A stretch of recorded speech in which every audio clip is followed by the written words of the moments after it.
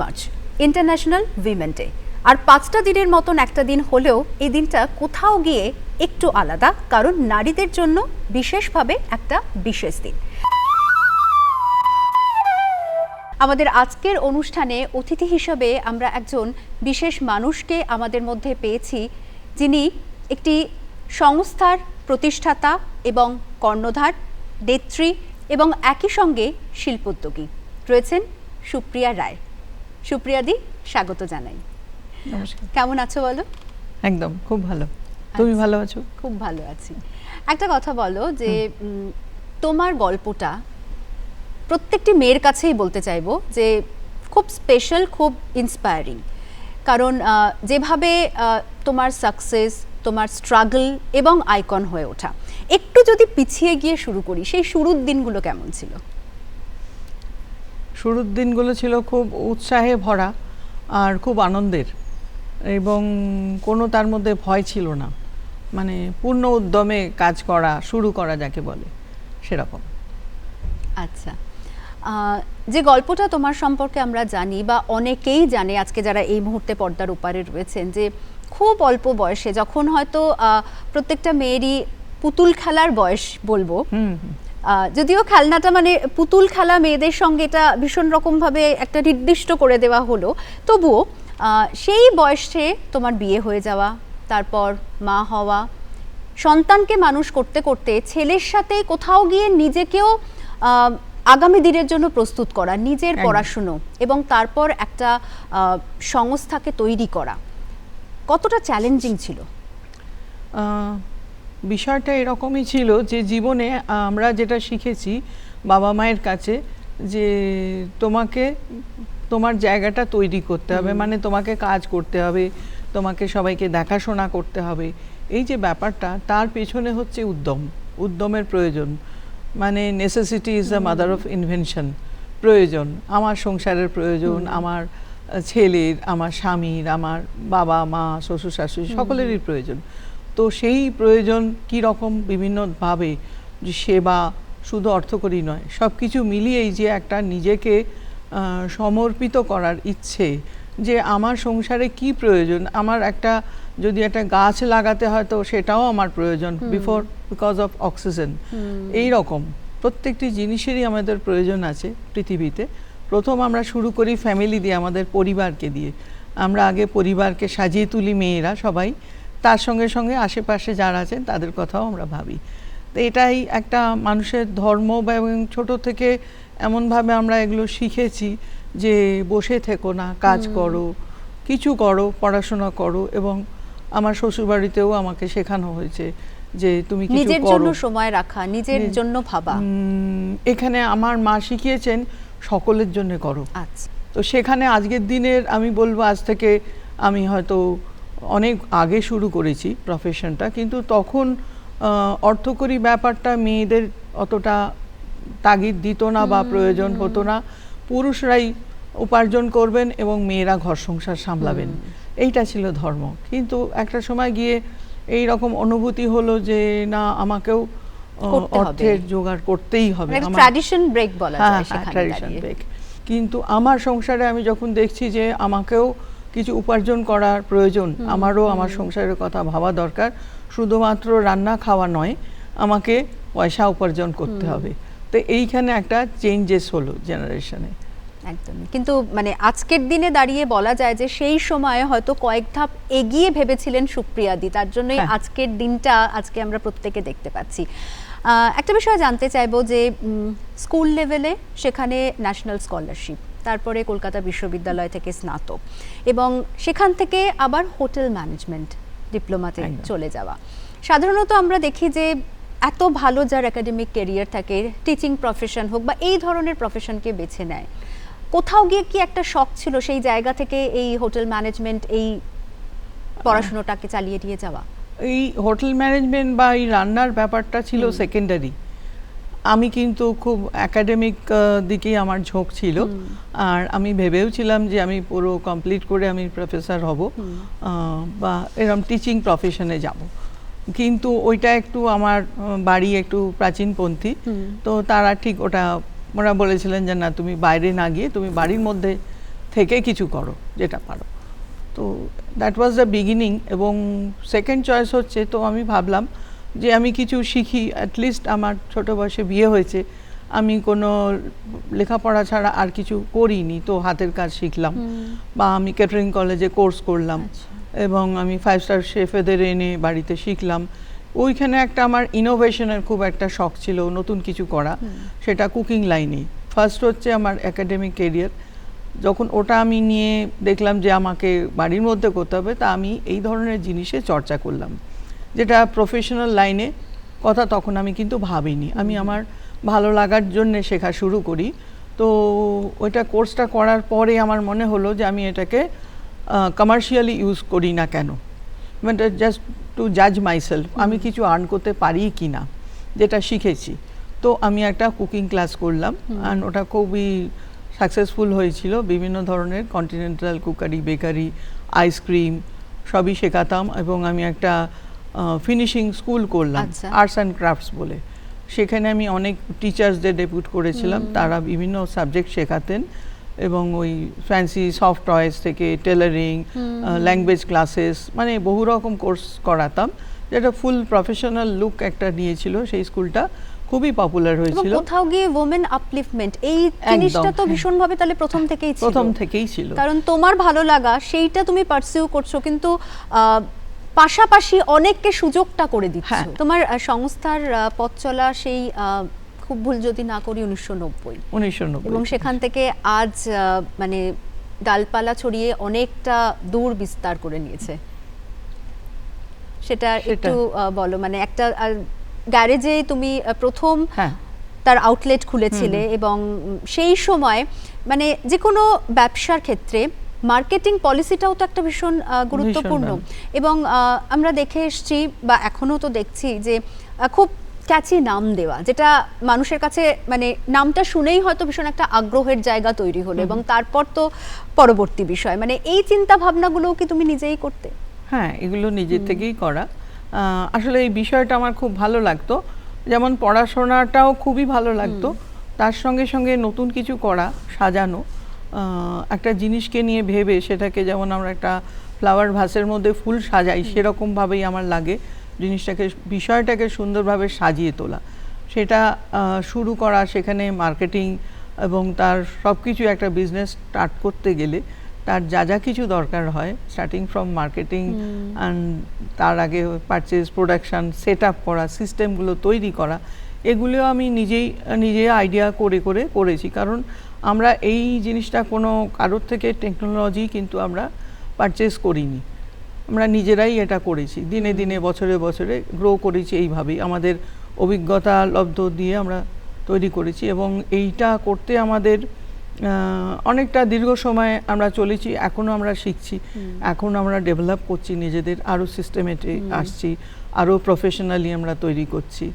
এবং প্রোডাক্টগুলো ফার্স্ট হচ্ছে যে প্রোডাক্টটা, যেটা তুমি বললে একেবারে ঠিক কথা, যে ব্যবসার ক্ষেত্রে যে জিনিসটা, পণ্যটা আমি বিক্রি করব, দ্যাট শুড বি ক্যাচি, সেটাকে হাইলাইট করা, এবং তাকে একটা সুন্দর রূপ দেওয়া, এবং তাকে নাম দেওয়া, এবং সর্বোপরি হচ্ছে মানুষের পকেট সই করা। একদম সেই যে প্রাইস রেঞ্জটা, সেইটা আমরা যে জায়গায় বাস করছি, আমাদের দেশের যে জনসাধারণ, সেই যে স্ট্যান্ডার্ড আমাদের দেশের, তার সঙ্গে ম্যাচিং হওয়া উচিত, এটা আমার মনে হতো।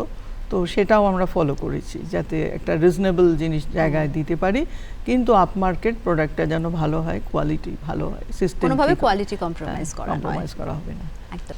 বাঙালির মিষ্টি প্রেম, সন্দেশ প্রেম, এটা তো খুব বেশি। সেখানে আপনার যে সংস্থা, সেখানে নোনতা এবং মিষ্টি আমরা দুটোই পেয়ে থাকি, কিন্তু মানে সেই সময় যে মিষ্টি বা সন্দেশ তৈরির এরকম কোনো উদ্যোগ না নিয়ে, এই যে নোনতা বা যে মিষ্টি, অর্থাৎ এই যে কেক বা প্যাস্ট্রি, মানে এই ধরনের একটা জিনিসের প্রতি নিজের আকর্ষণ বাড়ানো, শেখা, যেটা বললেও যে বিভিন্ন শেফ যারা আসতো তাদের থেকে শিখতে, মানে সেটার কি কোনো বিশেষ কারণ ছিল, আলাদা একটা ভালো লাগা ছিল?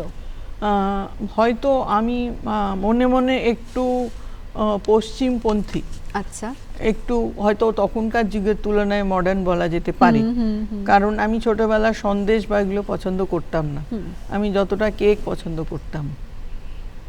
এবং কেকের মধ্যে আমার মনে হয় বেশি সায়েন্স আছে, সায়েন্টিফিক ব্যাপার এবং রিসার্চের সুযোগ অনেক বেশি আছে। আমাদের দেশের কুকিং যদি আমরা বলি অনেক রিচ, কালচারালি অনেক বেশি রিচ, কিন্তু এই বেকিং সাবজেক্টটা আমার বেসিক্যালি আমার ভালো লাগে। আমি জানি না কেন ভালো লাগে, তা লাগে। এইখানে আমি কাজ করতে গিয়ে দেখেছি অনেক অজানা নাম আমার মনে এসেছে এবং সেগুলো আমি প্রোডাক্ট তৈরি করে সেই নামগুলো আমি ব্যবহার করেছি। পরে আমি দেখেছি যে হ্যাঁ, যে এই নাম একটা মানে আছে বা এরকম। তো এরকম ঘটনাও কিন্তু আমার জীবনে হয়েছে। তো আমি এগুলো নিয়ে খুব বেশি ভাবি না, কিন্তু আমার ভালো লাগাটা ওই একটা কারণে। এবং আরেকটা আমি ভেবেছিলাম যে আমি যদি নতুন কিছু তৈরি করতে পারি যেটা ক্যাচি হবে, এইটা বিজনেস অ্যাকুমেন বলো বা যাই বলো, আমার মনে হচ্ছে যে সন্দেশ রসগোল্লার কথা আমি অবশ্য তখন ভাবিইনি, কারণ আমার এটাই ফোকাল পয়েন্ট ছিল। আমি যে নতুন কিছু করব এবং মডার্ন কিছু দেব যেটা লোকে আসবে।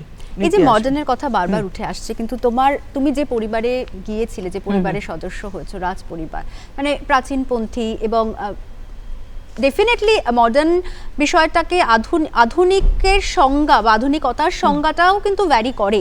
আমরা মানে শুধুমাত্র বাহ্যিকভাবে আধুনিক হওয়াটা তো আধুনিকতা নয়, মনের দিক থেকে কতটা আধুনিক সেটা তো নিঃসন্দেহে তোমার শ্বশুরবাড়ির মানুষজন মনের দিক থেকে অনেকটা আধুনিক ছিলেন।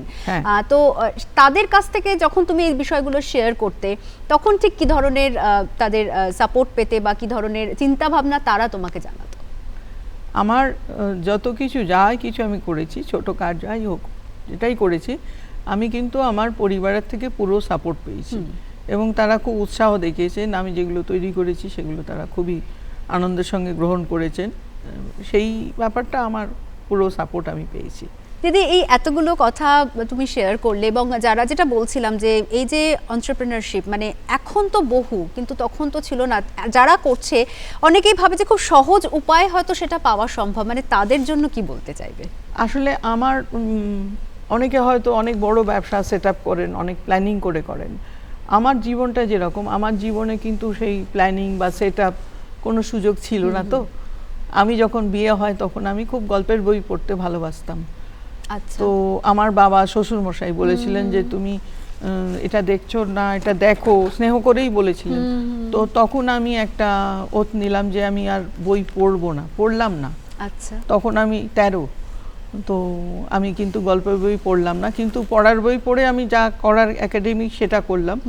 এবং তারপরে নিজেকে ডিভোট করা যে কাজের প্রতি বাবা বললেন, মানে শ্বশুরমশাই বললেন যে বৌমা কিছু করো। উনি এটা বলতেন, করো মানে যে কি আমি সেটা বুঝতে পারতাম না। বাবা কিছু বলছেন কিন্তু আমার তো কথাটা স্ট্রাইক করতো, কিন্তু স্কুলের পড়াটাই তো আমার শেষ হয়নি, কারণ আমার ছেলে হয়ে গেছিল। আমি পড়াটা ডিসকন্টিনিউ করতে বাধ্য হয়েছিলাম। পরে আমি আবার এক্সটার্নালি করেছি। তো বাবা কি মানে করছেন, তা আমি রথের মেলা গেছি কলকাতায় আমাদের বাড়িতে। তো আমি রথের মেলা থেকে 2টো কলা গাছ কিনে এনে আনলাম, ওটা লাগালাম যে বাবা বলেছেন কিছু করো, তো এটা করতে হবে। তো দ্যাট ওয়াজ আ স্টার্টিং। সেই যে মানসিকতার একটা ছোট মেয়ের অল্প বয়সে, সেই অ্যাপ্রিসিয়েশনটাও তো পেয়েছিল। হ্যাঁ, সেটাও পেয়েছিলাম। আমি দেখালাম যে বাবা বলছেন, আমি দেখুন এরকম আমি কলা গাছ এনে লাগিয়েছি। তো এই যে জিনিসটা আমি বলতে চাইছি, এটা বোঝাতে চাইছি যে সেই তখন, সেটা হচ্ছে 1963 সাল আমার বিয়ে হয়।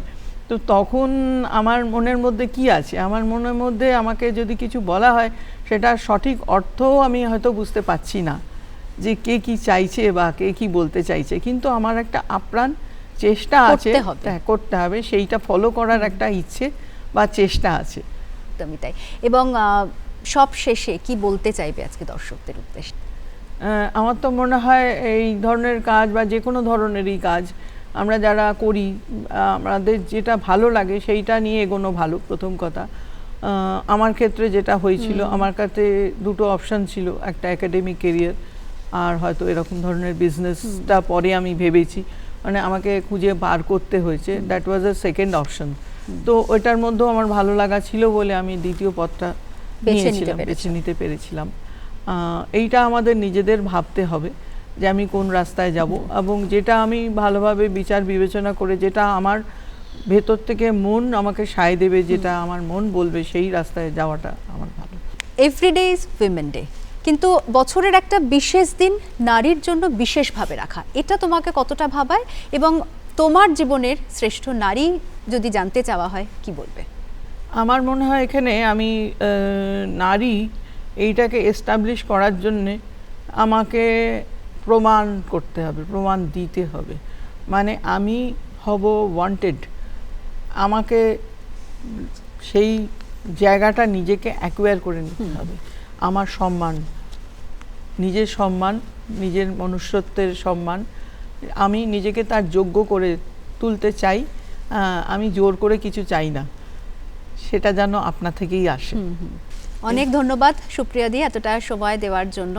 এবং সত্যি আজকে সুপ্রিয়া দির এই যাত্রাপথের কথা শুনতে শুনতে কোথাও মনে হচ্ছে যেমন অনেক মহিলা রয়েছেন যাদের কিন্তু আজকের এই পর্ব অনুপ্রাণিত করবে, কারণ অনেক কিছু হয়তো তারা করতে চান কিন্তু ওই যে প্রথম পদক্ষেপটা হয়তো ওঠাতে পারেন না বা অনেকটা বেশি সময় লেগে যায়, এবং তাদের জন্য সত্যি আইকন বলুন, ইন্সপিরেশন বলুন সুপ্রিয়া রায়। আমার সঙ্গে এমন দুজন রয়েছেন যারা একই জগতের হলেও কর্মক্ষেত্রে কিন্তু আলাদা। আলাপ পর্বটা সেরে দিই। আমার সঙ্গে রয়েছেন অনিন্দিতা সর্বাধিকারী এবং রিচা শর্মা। অনিন্দিতা দি, প্রথমেই তোমার কাছে জানতে চাইবো, 2025-এ আমরা দাঁড়িয়ে আছি, আধুনিক হয়েছি আমরা দাবি করি, কিন্তু এখনো অনেক ক্ষেত্রেই মনে এই প্রশ্নটা অনেকের জাগে যে কেন সিঙ্গল মাদার? না, আধুনিক হয়েছি বলেই তো এই ক্ষমতায়নটা হয়েছে, এম্পাওয়ারমেন্ট, যে আমি যদি ফাইন্যান্সিয়ালি ইন্ডিপেন্ডেন্ট হই, আমার দেশের আইন এবং আমার সমাজও আমাকে এবং বিজ্ঞান আমাকে এই অধিকার দেয় যে আমি একজন পুরুষ আমার জীবনে না থাকলেও আমি মা হতে পারি। কারণ দেখো, আমাদের মেয়েদের না শরীরে একটা ঘড়ি আছে, বায়োলজিক্যাল ক্লক, যেটা কিন্তু টিকটক টিকটক চলে। সে কিন্তু অন্য কোনো কার সাথে প্রেম হলো, বিয়ে হলো, এইসব নিয়ম মানে না। এবং দেখো, আজকালকার দিনে মেয়েরা অনেক স্বাধীন চেতা হয়েছে, যার জন্যে সবসময় যে বিবাহ নামক যে প্রতিষ্ঠান সেটা যে খুব সাকসেসফুল তাও নয়।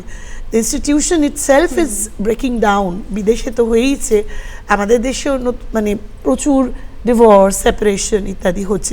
দের ইজ নো গ্যারেন্টি যে একজন মানুষ জীবনে এলেও যে তার সঙ্গে পৃথিবীতে সন্তান আনা যায়।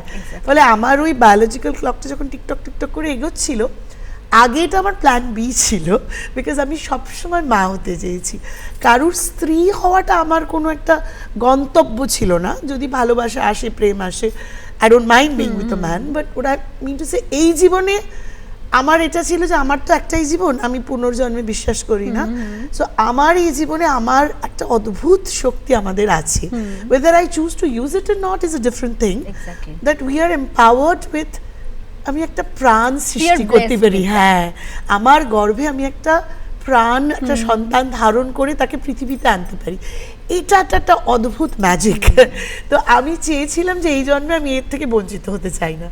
তো যখন বয়সের ওই ঘড়িটা টকটক করে এগোতে লাগলো, তখন চারপাশে দেখলাম সেই মুহূর্তে আমার জীবনে কোনো পুরুষ নেই যার সঙ্গে আমি পৃথিবীতে একজন সন্তানকে আনতে পারি। সো বিজ্ঞান আমার সহায় ছিল, আর দেশের আইন আমাকে পারমিশন দিয়েছে। আর আমাদের দেশে যদিও মানে আমাকে যেটুকু আমাকে সংবাদ মাধ্যম থেকে জানতে পেরেছি, প্রকাশ্যে বলেছি হয়তো আমি, আর কেউ করেছে কিনা জানি না, এভাবে আমি করলেও বিদেশে কিন্তু এটা অনেক দিন ধরেই এই প্রচলনটা চলে এসেছে। আর এমনিতেও মাই সন্তানকে বড় করে।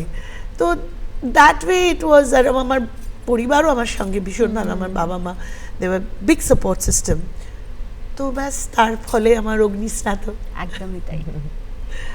রিচা, একজন স্ত্রী, একজন মা, একজন শিক্ষিকা, এবং সেখান থেকে একেবারে বিউটি পেজেন্টের প্ল্যাটফর্মে নিজেকে তুলে ধরা, মিসেস ইন্ডিয়া ইন্টারন্যাশনাল 2011, এবং অভিনেত্রী বলিউড এবং এখন টলিউডে সমানভাবে দাপিয়ে কাজ করছো। স্বপ্নটা কি একদম ছোট থেকেই ছিল?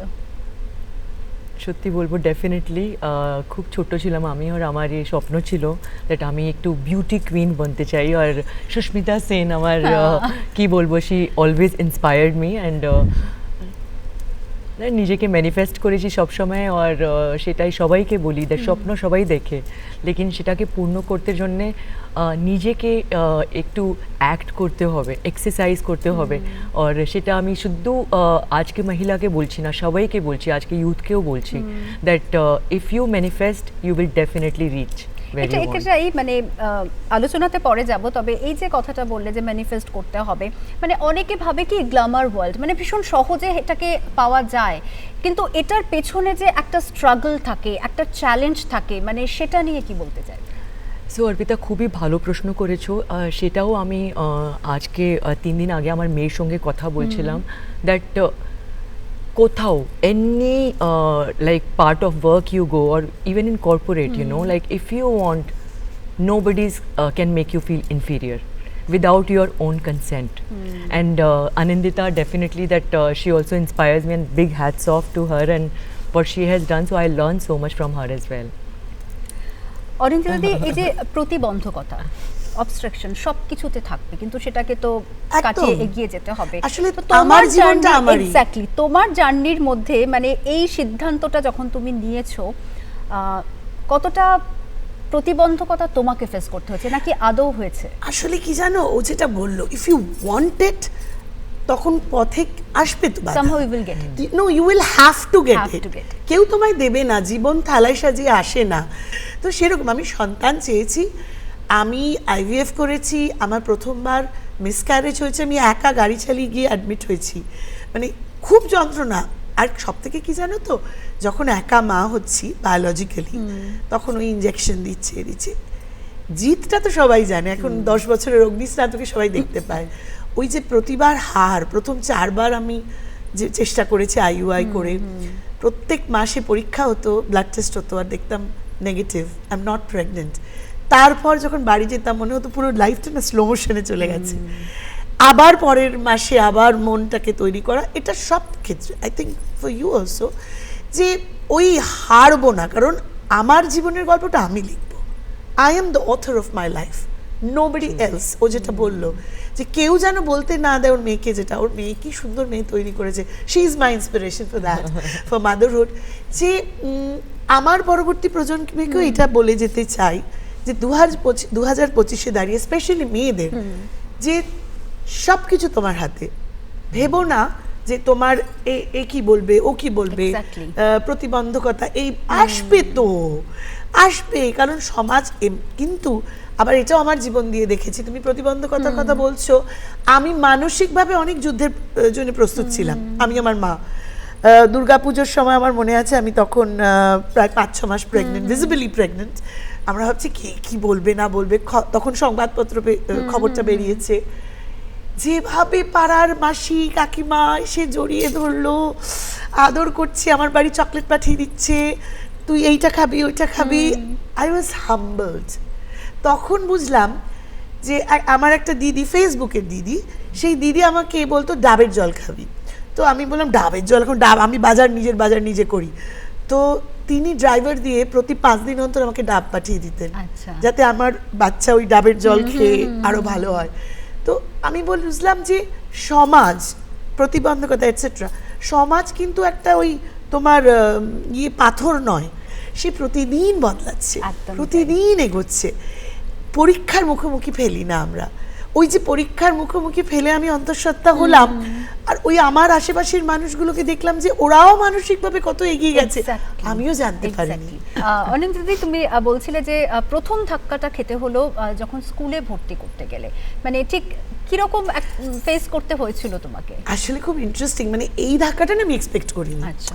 কি বলো তো, নর্মালি ওই পাড়া ইত্যাদি, আই ওয়াজ প্রিপেয়ার যে আমার ছেলেকে কেউ ভ্রুকুটিতে দেখলো কিনা, কারুর কোনো প্রশ্ন এমন এলো যেটা অবাঞ্ছিত, বা ওকে কোনো রকম ভাবে হ্যাঁ এক্স্যাক্টলি। কিন্তু পরিবার সব দিক থেকে আমরা মানে সব জায়গায় ছেড়ে দাও। আমি তো প্রচুর ট্রাভেল করি, বিকজ আমি ডকুমেন্টারি ফিল্মও বানাই। যেখানেই যাই লোকে বলে তোমার বাবার নাম কি বা বাবাকে, ত্রিপুরাতে। ও আমার দিকে তাকায়, তারপরে বলে আমাকে দেখায়, তো লোকে বোঝে না। তখন আমি বলি, ধরো এমনি অত আইভিএফ টাইভিএফ সবাই বোঝে না, কিন্তু টেস্ট টিউব বেবি বলে একটা জিনিস আছে, সেটা কিন্তু গ্রামে গঞ্জেও মোটামুটি লোকে জানে। তো বলে ভুলেই না জড়িয়ে ধরে। That is the most beautiful thing. মানে ত্রিপুরার গ্রামে ইন্টিরিয়ারে মহিলারা, আদিবাসী এত ভালোবাসা পাই। ফলে আমি এক্সপেক্ট করিনি যে স্কুলে অ্যাডমিশন করতে গিয়ে তোমাকে কিছু ফেস করতে হবে। হ্যাঁ, এবং প্রথম একটি স্কুল, এগুলো সবই খুব নতুন স্কুল, যেগুলো মানে ইন্টারন্যাশনাল তকমা দেওয়া ইত্যাদি, তারা প্রথমে মানে খুবই হ্যারাসমেন্ট হলো। অ্যান্ড দেন একটা পয়েন্টে আমিও বেঁকে বসলাম, তো তখন ওটা মোটামুটি ন্যাশনাল নিউজ হয়ে গেল। এবার মুশকিল হলো কি, নিউজ হওয়ার সাথে সাথে অন্য স্কুলগুলো একটু সাবধান হয়ে গেল, হয়ে গিয়ে তারা মুখের উপর বললো না ওই একটি স্কুলের মতো, তারা ইনিয়ে বিনিয়ে ঘুরিয়ে, I went to child rights commission, সেখানে আমাদের সুদেশ নাদি, অনন্যাদি, ওরা অনেক হেল্প করেছে, কিন্তু কি বলতো, জোর করে তো কিছু করা যায় না। And I also believe that আস্তে আস্তে তো মানে গ্লাসটা সবসময় অর্ধেক এমটি নয়, হাফ ফুল অলসো। তো গ্লাসের অর্ধেক জল যেটা ছিল, খুঁজতে খুঁজতে সেরকম একটা স্কুল পেলাম, সেরকম একটা মানুষ পেলাম, principal, and he was a man. Interesting যে 3টে স্কুলে আমার ছেলে আমাকে খুব অপমানিত হতে হয়েছে, তার প্রিন্সিপাল মহিলা। ফলে আমি সবসময় বলি যে যে এই যে মিসোজিনি বলো বা প্যাট্রিয়ার্কি বলো, পুরুষতন্ত্র, এটা কিন্তু পুরুষ বলে কিছু নয়। পুরুষতন্ত্র একটা, patriarchy is a set of mind, is a social একটা ব্যাধি, সেটা মেয়েদের মধ্যেও আছে। হ্যাঁ, তো ওই মহিলারা তারা তার থেকে বেরোতে পারেনি। যে আধুনিক আদৌ হতে পড়েছে কিনা মন থেকে, আধুনিক তো মোবাইলে নয়, টেকনোলজিতে নয়, বা পোশাকে নয়। হ্যাঁ, একদমই। এবং সেই ভদ্রলোক জন বাগুল, যিনি প্রিন্সিপাল, কি অদ্ভুতভাবে তিনি 15 মিনিট কথা বলে আমাকে বললেন তোমার ছেলে কাল থেকে স্কুল জয়েন করবে। তার আগে 7 মাস আমার ঘুম চলে গেছিল, জানো। সো ইট ইজ, মানে আমি বলবো না যে আমার কাছে ওটাই প্রথম, আই হোপ শেষ স্টাম্বলিং ব্লক, কিন্তু মাঝে মাঝেই অ্যাকচুয়ালি এটা অ্যাওয়্যার করতে করতে যেতে হয়। কারণ তুমি প্রথম যখন কিছু করছো, তখন obviously you can take it for granted যে তোমার চারিদিকে সোসাইটিতে সেন্সিটাইজড। তোমার এই জার্নিটা কিন্তু এখন যারা এই ডিসিশন নিচ্ছে তাদের স্টেপটাকে অনেক সহজ করে দিচ্ছে, অতটা হয়তো হোঁচট খেতে হচ্ছে না। আরে বার্থ সার্টিফিকেট, কত একজন ডক্টর, গাইনোকোলজিস্ট, তিনি মানে she was inspired by me, বলে ডক্টর শিউলি মুখার্জি, হাওড়ায়। এবার হাওড়া মিউনিসিপ্যালিটিতে যখন ওর ছেলের বার্থ সার্টিফিকেট করতে যাচ্ছে, আমাকে বলছে অনেক যে তোমার ছেলের, আর অথচ কলকাতা মিউনিসিপ্যালিটিতে আমার ছেলের 2 ঘন্টায় বার্থ সার্টিফিকেট পেয়েছি উইদাউট এনি ট্রাভেল, বিকজ সবাই ভাবছে কি করে আমাকে হেল্প করবে, কি করে আমাকে দেখাবে যে আমার এই জার্নিতে আমার সাথে তারা আছে। মানে আমার তারপরে আমার ছেলে 2 বছরের মধ্যে আমার মা মারা যান, she was my support system. বেচা রান্না করে করে আমার বাড়ি পাঠিয়ে দিত, মানে দেবার মাই, আমি বলি না আমার পরিবার নেই, আমার পরিবার হচ্ছে এই তৈরি করেছি, আমার সমাজ আমি তৈরি করেছি, এবং তারা আমার ছেলেকে, আমার মানে আমাকে এত ভালোবাসা দিয়েছে যে আমি একা লড়াই করা সম্ভব নয়। আমি অ্যাকচুয়ালি একা নই। আমি বারবারই আমার ছেলের প্রিন্সিপাল শতাব্দীকে বলি, এখন যিনি প্রিন্সিপাল, যে বলে যে it takes a village to raise a child. একটা বাচ্চাকে মানুষ করতে একটা গোটা গ্রাম লাগে, তো ওর গ্রাম কিন্তু আমার বন্ধুরা, ওর স্কুল, ওর টিচার, বড় ফ্যামিলি, এক্সটেন্ডেড ফ্যামিলি, একদমই তাই। যেটা এই ফিল্মের কথা তুমি বলছিলে, সাধারণত আমরা এটা দেখে এসেছি, তুমি সুস্মিতা সেনের কথা বললে, ইন্সপিরেশন, ঐশ্বরিয়া রায়কেও দেখেছি, মানে সেখান থেকে, মানে এই বিউটি পেজেন্টের প্ল্যাটফর্ম থেকে মানে টেলিভিশন বলো বা ফিল্ম বলো, সেই ইন্ডাস্ট্রিতে যায়। তো তোমার ক্ষেত্রেও কি এটা বাই চয়েস ছিল?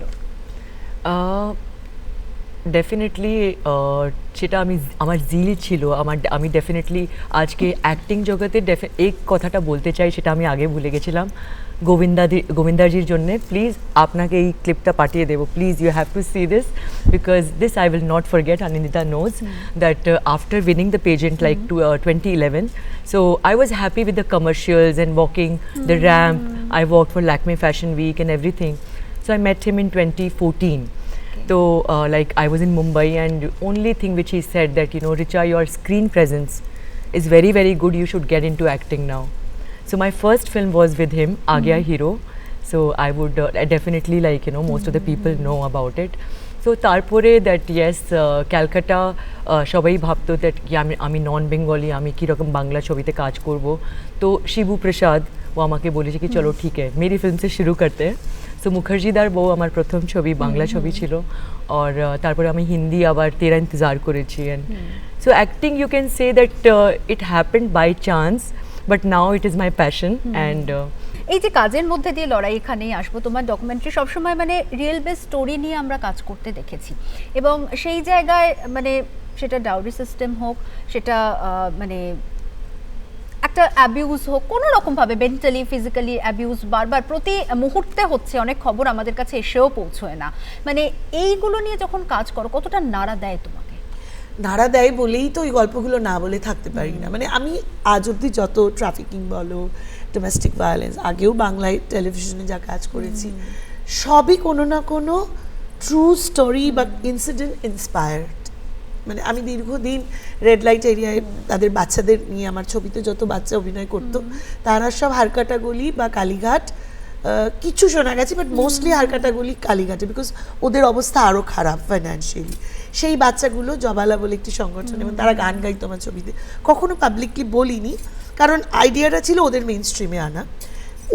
ওইখানে গিয়ে যা গল্প পেয়েছি, মানে ওইটাই বললাম যে একটা পুরো চিত্রনাট্য দাঁড়িয়ে, একটা কেন অসংখ্য ছবি দাঁড়িয়ে যায়। তো সেভাবেই ছবিগুলো করা, যেরকম এভরি 68 মিনিটই যদি ধরো, জুন 2019 নাগাদ একটা খবর, ওরকম নাগাদ একটা খবর আসে।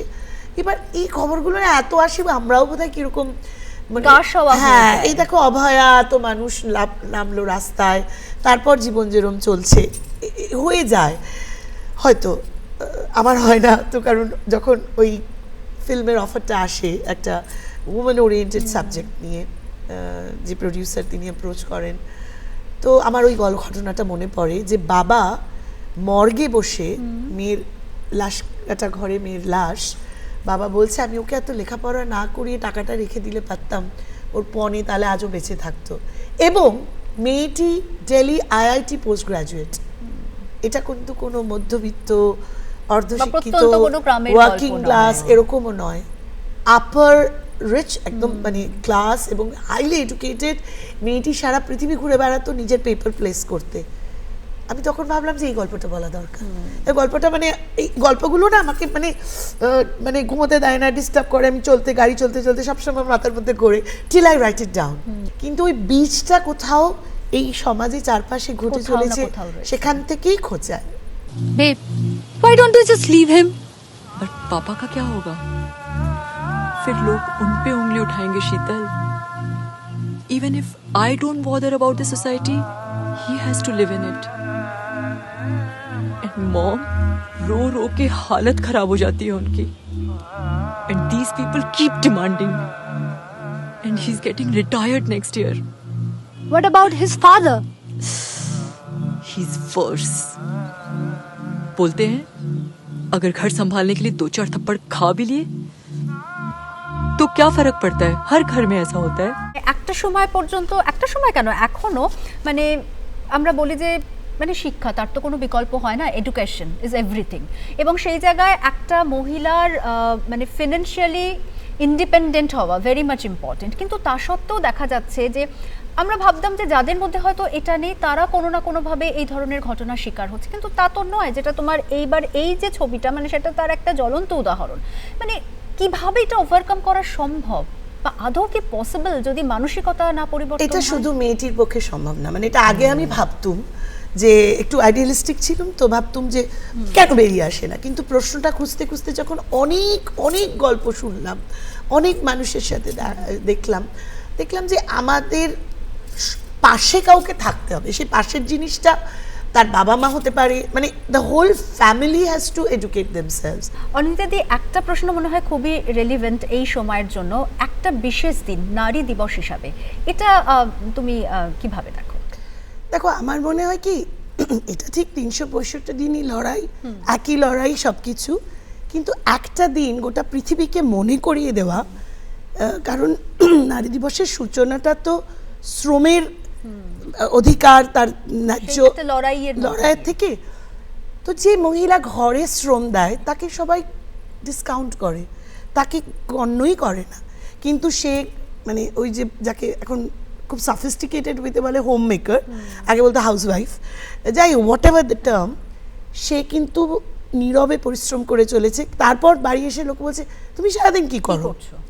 তার শ্রমের মর্যাদাটাও ততটাই ইম্পর্টেন্ট যতটা যে রাস্তা কাটছে, যতটা আমি সিনেমা বানাচ্ছি, যতটা ও অভিনয় করছে, তুমি এখানে আছো। আমাদের শ্রমের তো একটা মূল্য ধরা আছে, কিন্তু আমাদের বাড়িতে যে মা মাসি, যে যারা নীরবে সংসারটাকে ধরে রেখেছেন, যারা ভাতের থালাটা সামনে দিচ্ছে, যারা সন্তান পালন করছে, আমার মনে হয় নাও ইট ইজ টাইম যে এই একটা দিন তাদেরকে আবার মনে করিয়ে দেওয়া, গোটা পৃথিবীকে তাদের কন্ট্রিবিউশন এই এই এই এই পৃথিবীটাকে, মানব সম্পদকে। কারণ আমি আর আমার এক বান্ধবী মাঝে মাঝেই বলি, দেখো 2025-এ এসে আমি যেরকম একা মা হওয়ার ডিসিশন নিতে পারি, আমি প্রথমেই বলেছিলাম এটা, এই পাওয়ারটা এখন মেয়েদের এসেছে, উই আর এম্পাওয়ার, তেমনি আমি সন্তান করব না সেই ডিসিশন নেওয়ার আমি অধিকারও নিতে পারি। কিন্তু আছে। So women has a right to her body and তার সাথে সাথে যা কিছু ডিসিশন আর কি। ফলে একটা দিন থাক, 364 দিন ভুলে গেলেও যে জন্ম দিয়েছে, যে লালন করেছে, যে পালন করেছে, যে শ্রম করছে, যে কারখানায় কাজ করছে, তাকেও একটা দিন তার জন্য। স্যালুট। রিচা? তো সবাইকে আমি বলতে চাই দ্যাট আমাকেও একটু অ্যাপ্রিসিয়েট করার দরকার। তো ওয়ান ডে উই নিড, তো সেটার জন্য 364 days we all like that working, we all are doing, and so we as a women that we need that upliftment, we need that appreciation. So definitely we need Women's Day, সবাইকে Women's Day celebrate করার খুব দরকার। We can celebrate every day also, but Exactly. yes. আমাদের প্রত্যেককে ভাবতে হবে নিজেরা আমরা করতে পারি, এবং সেই জায়গাটাতে আমাদেরকে কনফিডেন্ট হতে হবে, এবং ওই যে ইচ্ছে যদি থাকে কোথাও না কোথাও গিয়ে তার ওয়ে আউটটা বেরিয়ে আসবে, সেই বিশ্বাসটাও নিজের ওপর রাখতে হবে। সফটওয়্যার ইঞ্জিনিয়ার হওয়ার পাশাপাশি তিনি কিন্তু কর্পোরেট চাকরিকে বেছে নেননি, বেছে নিয়েছেন ক্যাব ড্রাইভিংকে, এবং পরিবারকে স্বাচ্ছন্দ্য দেওয়ার জন্য, পরিবারের দায়িত্ব নিজের কাঁধে তুলে নেওয়ার জন্যই কিন্তু তিনি এই সিদ্ধান্ত নিয়েছেন। দীপ্তা ঘোষ, শুনবো তার গল্প। দীপ্তা, প্রথমেই স্বাগত জানাই ঘরে বাইরে অনুষ্ঠানে।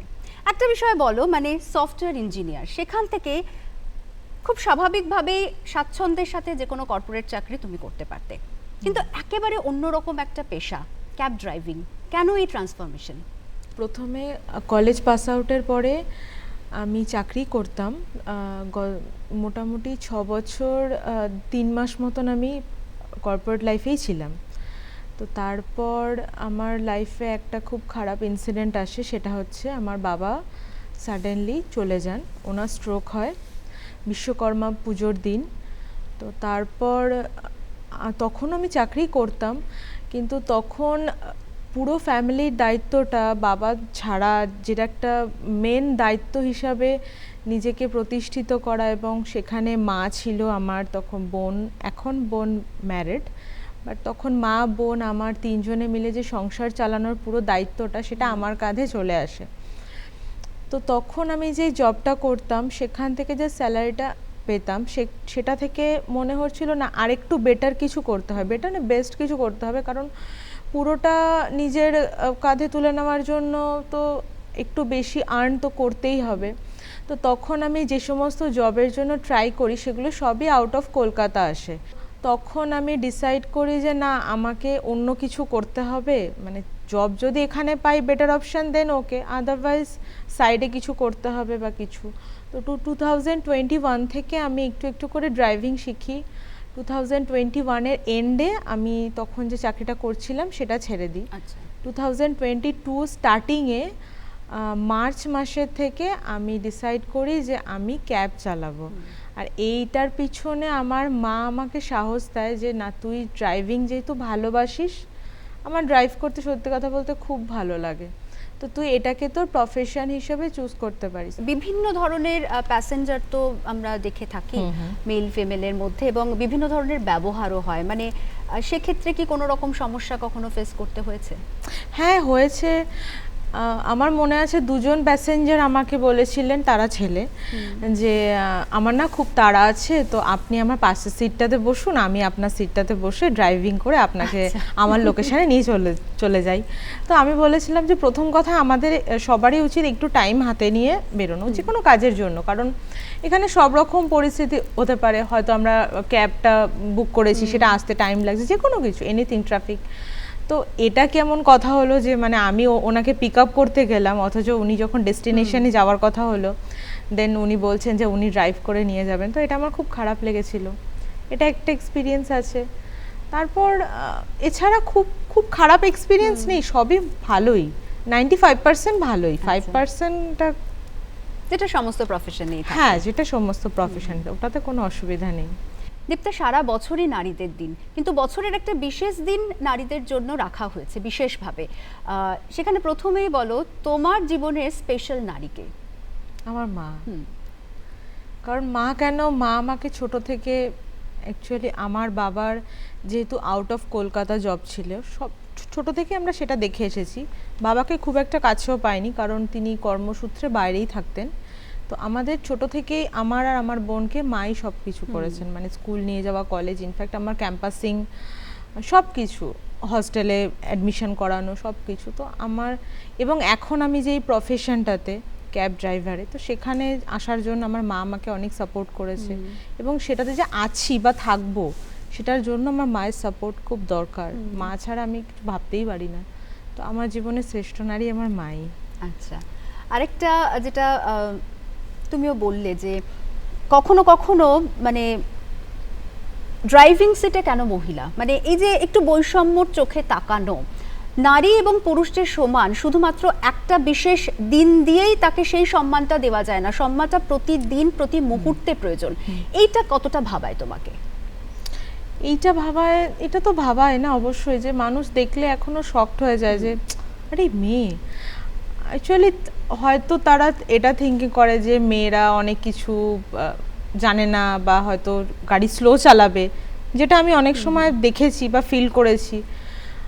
তো ঠিক টাইমে আমাদের ডেস্টিনেশনে পৌঁছাবে কি না, তো একজন পুরুষ হলে ভাবে যে না ঠিক আছে। ইনফ্যাক্ট আমার একটা খুব বাজে এক্সপিরিয়েন্স আছে, সেটা হচ্ছে একজন মহিলাই যখন আমি তাকে ফোন করে বলেছি যে হ্যাঁ আমি আপনার পিক আপ লোকেশানে এসে গেছি, সে ফোনটা কাটার পরে বুকিংটা ক্যান্সেল করেছে অ্যাজ বিকজ অফ আমি মেয়ে গাড়ি চালাচ্ছি বলে। তো সেটা শুধু যে ছেলেদের দিক থেকেই আমরা পাই মানে এমনটা না, অনেক মেয়েরাও সেটা করে। তাহলে আজ মানে এই মানে যেটা বলছো যে আজকের সমাজেও এই ধরনের কিছু মানুষ রয়েছেন যাদের ব্যবহারগুলো কোথাও গিয়ে একটু হলেও দুঃখ দেয়, খারাপ লেগেছিল তখন। তো সেক্ষেত্রে একজন নারী হিসাবে নারী দিবসে তোমার কি বার্তা থাকবে? যে মেয়েদের উপরে ভরসা রাখুন, যেহেতু আমার প্রফেশন নিয়ে আমি বলছি, যে তারাও ঠিকঠাক টাইমে মানুষকে ডেস্টিনেশনে পৌঁছে দিতে পারে এবং সেফলি ট্রাফিক সিগন্যাল ভালো করে ফলো করতে পারে। রাস্তায় যখন কোনো সিগন্যাল অন থাকে, আমি দেখেছি অনেক পুরুষরা, মহিলাও আছে, পুরুষরা কানে ফোন দিয়ে কথা বলতে বলতে যান, তখন হয়তো হাত দেখিয়ে বলছি যে দাঁড়ান না, তারা টোটালি ডিনাই করে ক্রস করে, ভাবে ও মহিলা তো কত জোরে আর অ্যাক্সেলারেটর দেবে, বেঁচে যাব ঠিক।